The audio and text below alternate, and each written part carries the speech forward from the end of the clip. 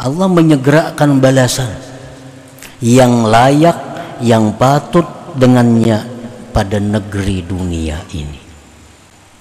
Ya Allah biha, ya Allah biha, Allah biha husnul khatimah. Hikmah yang ke-87 dari Al-Hikamil Ata'iyah, berkata pengarang Imam Ahmad bin Ata'illah As-Sakandari rahimahullah, Jalla Rabbuna ayyu'amilahul abdu naqda payujazihi nasi'ah, yang artinya maha besar Tuhan kita bahwa beramal akan dia oleh seorang hamba naqda segera, maka dia balas hamba itu nasiah belakangan. Itulah artinya, terjemahnya hikmah yang ke-87 ini. Maha besar Tuhan kita bahwa beramal akan dia oleh hamba segera, maka dia balas hamba itu belakangan. Maksudnya, tanazzahallahu subhanahu wa ta'ala ayyu'amilahul abdu mu'ajjala payujazihi mu'akhara bal la budda ayyu'ajjila lahu jazaan yaliqu bihi hadhihi dar wa yaddakhiru lahu ma yaliqu bihi bidaril akhirah. Maha suci Allah subhanahu wa ta'ala, maha suci Allah, bahwa beramal kepada Allah, beribadah kepada Allah seorang hamba segera, artinya tepat waktu, maka Allah membalasnya itu belakangan. Itu mustahil bagi Allah demikian. Artinya Allah menyuruh kita sembahyang tepat waktu, puasa tepat waktu, zakat tepat waktu. Lain-lainnya Allah perintahkan kepada kita beribadah tepat waktu. Tetapi Allah membalas nanti di akhirat, itu mustahil. Kalau sesuai dengan nama Allah Al-Karim,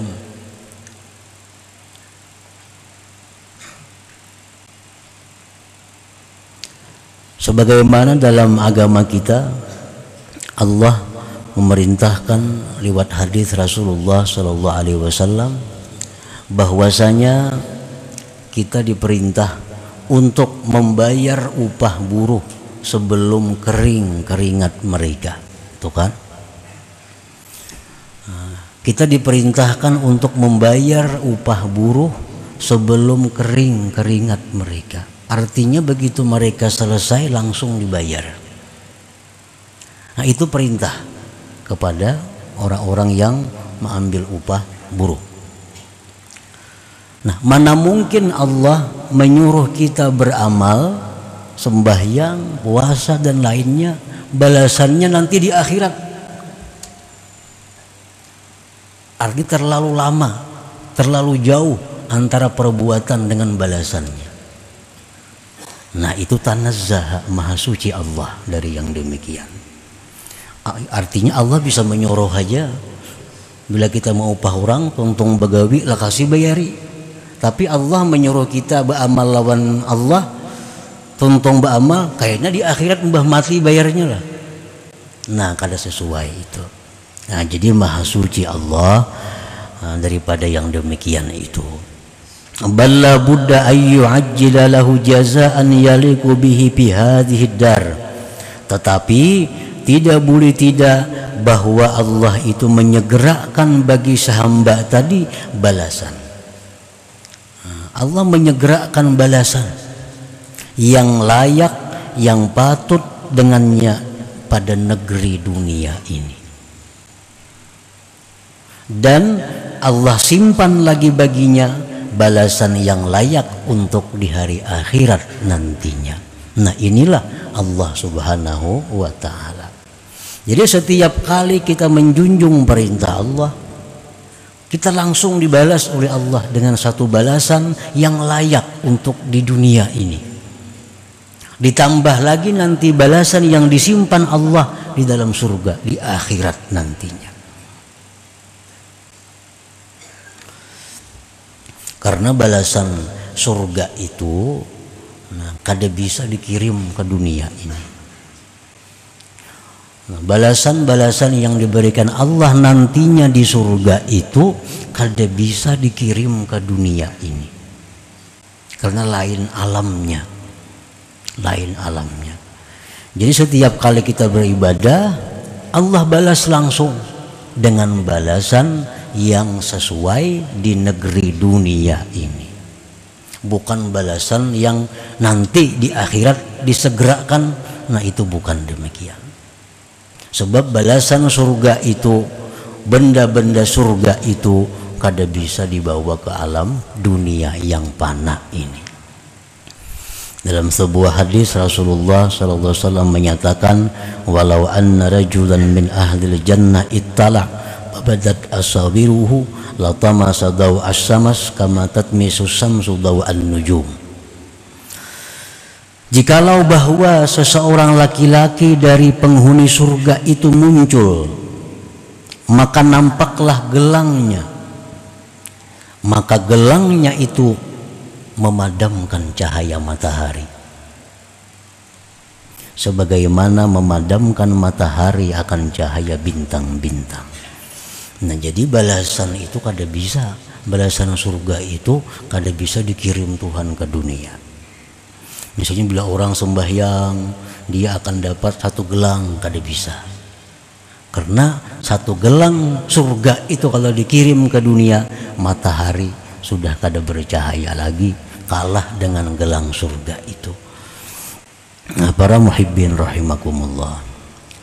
Paman ba'a nafsahu wa amwalahu ila Allah ta'ala awwadahu Allah ajidan bi hadhihi dunya jazaan la'iqan bih thumma zadahu fil akhirah jannatan na'im wan nawara ila wajhihil karim. Barang siapa yang menjual dirinya, menjual hartanya kepada Allah, menjual diri kepada Allah artinya beribadah kepada Allah. Menjual harta kepada Allah artinya bersedekah di jalan Allah. Allah gantikan akan dia segera pada ini dunia, akan sebagai gantian yang layak dengannya.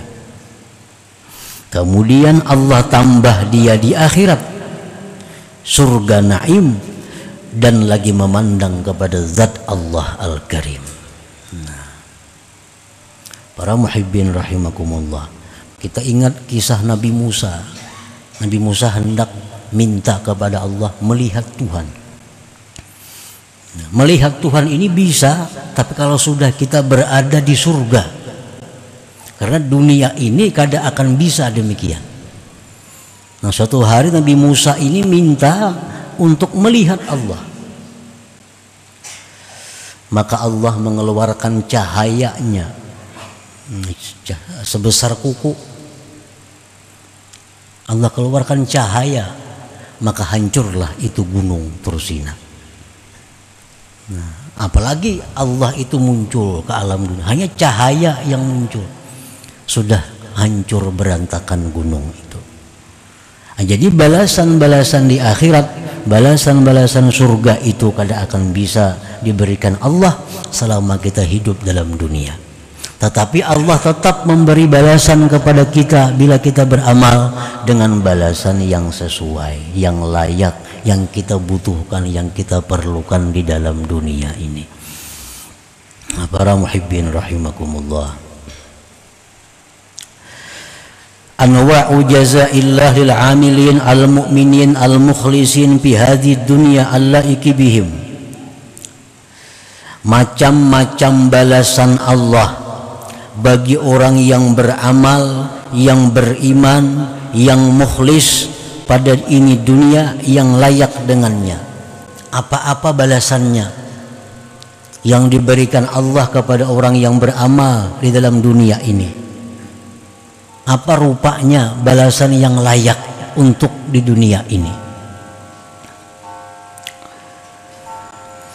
Nah, jaza anwa'u jazaillah lil amilin al mu'minin al mukhlisin. Macam-macam balasan Allah bagi orang yang beramal. Orang yang beramal ini syaratnya orang yang beriman. Yang kedua syaratnya ikhlas. Nah, kalau tidak ada dua itu balasannya kada, baik dunia atau akhirat. Kita beribadah tapi kada didasari iman, kada ada balasannya baik di dunia atau di akhirat. Kita beribadah tapi kada ikhlas, kada ada balasannya baik dunia apalagi akhirat. Kita lihat hadis-hadis Rasulullah, man shama ramadhana imanan wahtisaban. Nah, barang siapa puasa bulan Ramadan hal keadaan dia beriman, hal keadaan dia ikhlas. Nah, ada lagi hadis man qama Ramadan, siapa yang beribadah pada bulan puasa imanan wahtisaba, iman dan ikhlas. Itu kuncinya seluruh amal perbuatan, iman dan ikhlas. Kalau dua itu kada ada, amal kada berarti. Orang munafik mereka beramal, sembahyang berjamaah, bayar zakat. Orang munafik berperang 4 jua, tapi mereka kada ada balasan. Bahkan Allah menyatakan innal munafikin bidarkil asfal min jahannam. Orang munafik itu di dasar yang paling bawah dari jahannam. Maka mereka sembahyang, puasa. Kenapa? Karena mereka sembahyang puasa tanpa didasari iman. Nah, tanpa didasari iman. Mereka hanya ikut sembahyang agar bisa disebut orang sembahyang. Mereka ikut berjuang fisabilillah agar selamat daripada celaan orang. Nah, tanpa didasari iman dan keikhlasan. Jadi balasan ibadah di dunia dan di akhirat itu terkait dengan iman dan ikhlas. Macam-macam balasan Allah yang patut diberikan di dalam dunia ini. Pertama, al-hayatut tayyibah, kehidupan yang baik. Allah berfirman, man amila salihan min zakarin aw untha wa huwa mu'min falanuhyiyannahu hayatan tayyibah. Barang siapa yang beramal saleh, laki-laki atau perempuan, dan dia beriman, kami berikan dia kehidupan yang baik. Nah, kehidupan yang baik itu adalah balasan yang disegerakan Allah di dalam dunia ini kepada orang-orang yang beribadah kepada Allah. Apa kehidupan yang baik itu? Bagaimana kehidupan ini disebut baik? Para ahli tafsir menyatakan 5 hal. Bila 5 hal ini ada pada diri kita, berarti kehidupan kita kehidupan yang baik. Pertama, ar-rizqul halalut tayyib, rezeki yang halal yang baik. Nah, orang yang beramal ibadah dalam dunia akan diberi Allah balasan segera dalam dunia pula. Balasan yang pertama adalah rezeki yang halal yang baik. Rezeki itu halal baik. Sebab ada rezeki yang halal tapi tidak baik.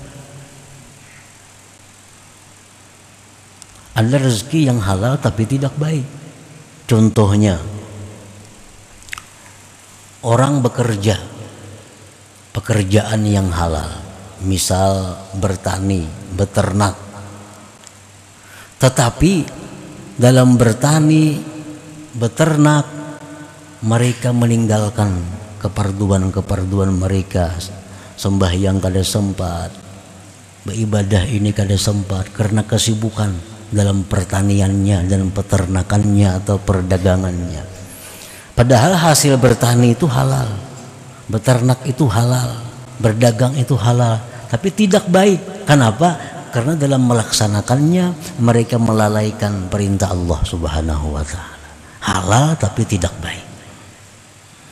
Yang kedua, yang halal tidak baik adalah harta yang baik yang halal, harta halal. Dagang contohnya tadi, bertani, beternak. Tetapi keuntungan hasilnya itu mereka gunakan untuk maksiat kepada Allah. Nah, ini halal tapi tidak baik.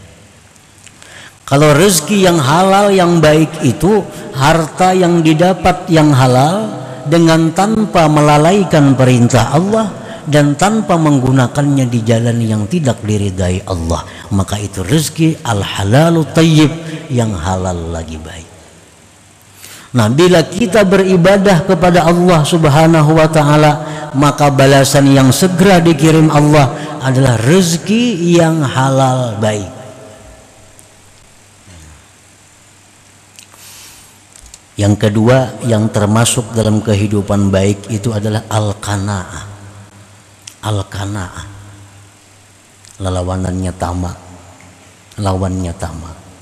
Dia sudah dapat rezeki yang halal dan baik dan dia merasa cukup dengan rezeki itu. Nah, merasa cukup ini halal. Karena orang tamak itu hidupnya kada baik. Orang tamak itu hidupnya kada nyaman. Orang tamak itu hidupnya susah. Hidup ini akan senang, hidup ini akan bahagia bila ada qanaah di dalamnya.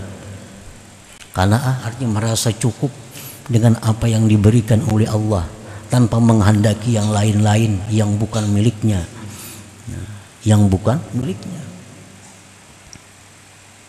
Yang ketiga, at-taufiq lit-ta'ah, diberi kemudahan untuk taat kepada Allah. Ini balasan ibadah. Yang keempat, halawatul ibadah, manisnya ibadah, nikmat dalam beribadah. Yang kelima, al-ma'rifatu billah, ma'rifat dengan Allah. Nah, ini yang dimaksud dengan hayatan thayyibah, kehidupan yang baik itu. Jadi kehidupan yang baik yang diberikan Allah di dalam dunia kepada orang yang beramal beribadah, yang kehidupan yang baik itu mencakup satu, rezeki yang halal baik, dua, qanaah, tiga, mudah berbuat taat, yang ketiga, manis lezat dalam melaksanakan taat, yang kelima, makrifat kepada Allah. Nah, ini balasan yang segera dikirim oleh Allah ke alam dunia ini bagi orang yang beramal kebaikan dalam keadaan beriman dan ikhlas tadi. Nah, wa minha, dan setengahnya lagi balasan yang layak yang dikirim Allah kepada orang-orang yang beribadah dalam dunia. Al-makhraj minasyada'id, keluar. Nah, ada jalan keluar dari setiap kali kesulitan-kesulitan. Orang yang ahli ibadat itu hidupnya tidak akan menemui kesulitan-kesulitan, melainkan ada jalan keluarnya. Nah, ini balasan yang dikirim Allah yang segera kepada orang yang ahli ibadat itu. Hidupnya ada susah, tapi pasti ada jalan keluarnya. Kada ada buntu, pasti ada jalan keluar. Allah Subhanahu wa taala berfirman, "Wa may yattaqillaha yaj'al lahu makhraja wa yarzuqhu min haitsu la yahtasib." Siapa yang takwa kepada Allah, artinya menjunjung perintah Allah, menjauhi larangan Allah, Allah jadikan baginya jalan keluar dari setiap kesulitan, dan Allah berikan dia rezeki yang tidak terduga-duga.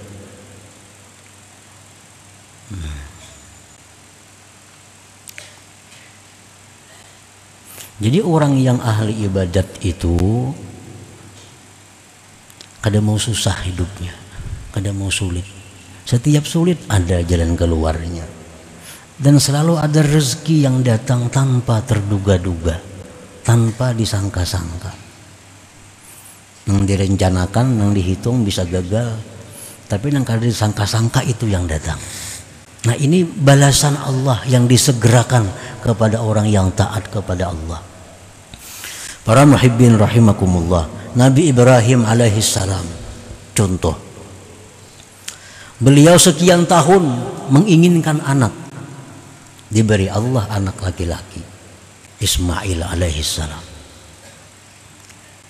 Begitu sayangnya Nabi Ibrahim kepada Ismail ini, luar biasa cintanya Ibrahim kepada Nabi Ismail. Allah perintahkan Nabi Ibrahim untuk menyembelih Ismail itu.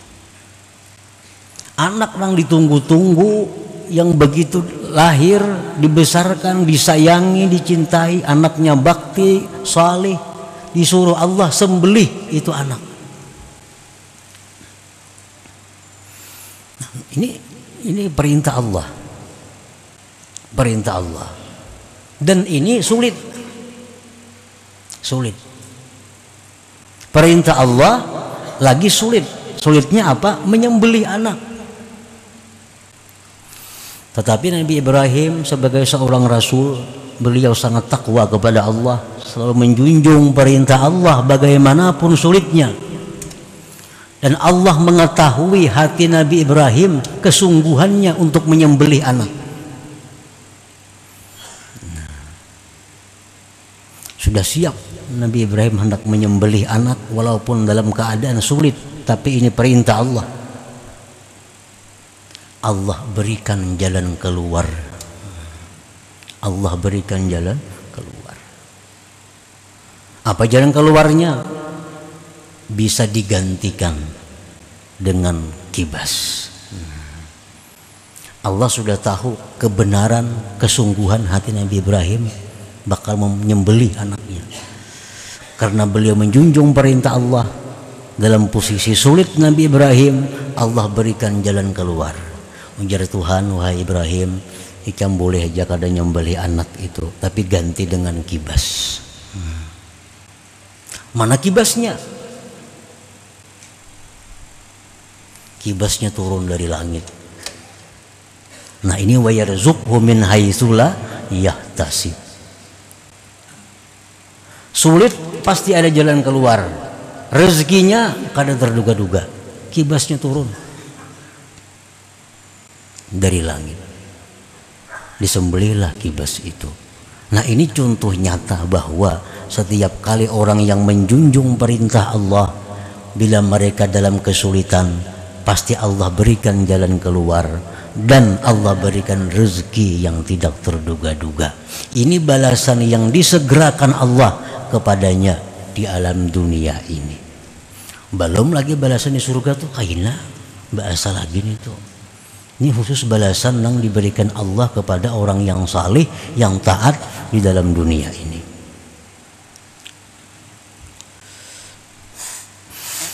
Wa minha, dan setengah lagi balasan yang layak, yang patut, yang bisa diberikan Allah ke alam dunia bagi orang-orang yang taat kepada Allah, al-yusru fil umur, kemudahan dalam segala perkara.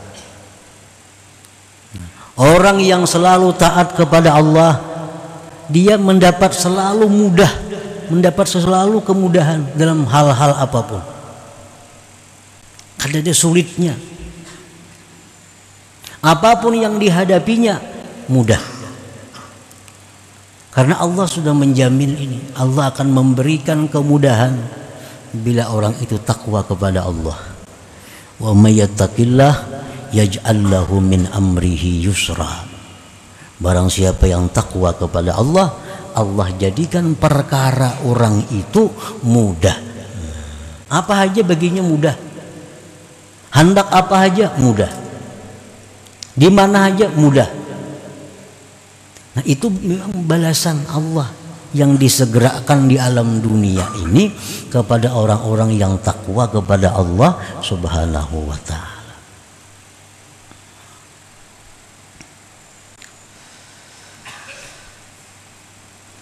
Wa minha, dan setengahnya lagi ghufranuz dzunub, diampuni dosa. Orang yang beramal ibadah kepada Allah dibalas langsung oleh Allah di alam dunia dengan pengampunan dosa. Nah, dengan pengampunan dosa. Ini balasan yang layak yang dikirim Allah ke alam dunia ini. Wa may yattaqillah yukaffir anhu sayyi'atih. Allah berfirman, barang siapa yang takwa kepada Allah, maka Allah akan hapus dosa-dosanya. Nah, para muhibbin rahimakumullah. Jadi Allah Subhanahu wa taala itu artinya kada mau menyuruh kita bekerja, menyuruh kita beramal, tapi balasannya kena imbah mati aja kada mau itu. Langsung dikirim Allah balasannya di dunia ini juga. Tapi balasan yang layak untuk inya di dalam dunia ini. Bukan balasan dikirim berupa barang-barang surga, kada. Atau dikirim bidadari ke dalam dunia, kada mungkin itu. Kada mungkin. Kalau dikirim bidadari ke alam dunia ini, maka perempuan-perempuan dunia tidak akan laku lagi selama-lamanya.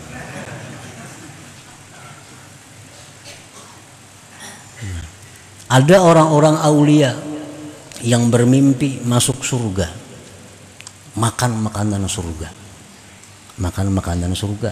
Begitu bangun guring, beberapa hari melihat makanan dunia selalu muntah. Nah, hanya bermimpi makan makanan surga. Ada aulia-aulia Allah yang dimimpikan Allah masuk surga dan diberi bidadari. Begitu bangun guring, maka dia sangat tidak senang, sangat tidak suka kepada istrinya sendiri. Nah, hanya dalam mimpi melihat bidadari. Apalagi dikirim orangnya ke dalam dunia ini. Nah, maka itu kada cucuk, kada layak. Nah, jadi Allah mengirim balasan ibadah itu yang layak, yang patut bagi negeri dunia ini. Pasti dibalas Allah dengan balasan yang kuntan. Kada terlambat, kada terhutang. Wa minha setanahnya lagi itmi'nanul qalbi, ketentraman hati. Firman Allah, ala bizikrillah tatmainnul qulub. Ketahuilah bahwa dengan berzikir kepada Allah itu hati tentram. Nah, kita berzikir la ilaha illallah, la ilaha illallah, itu dibalas oleh Allah. Dibalas Allah dengan apa? Dengan ketentraman hati. Hati jadi tenang, hati jadi nyaman karena berzikir kepada Allah tadi. Andai kata ada orang yang berzikir kepada Allah tapi kada mau tenang hatinya,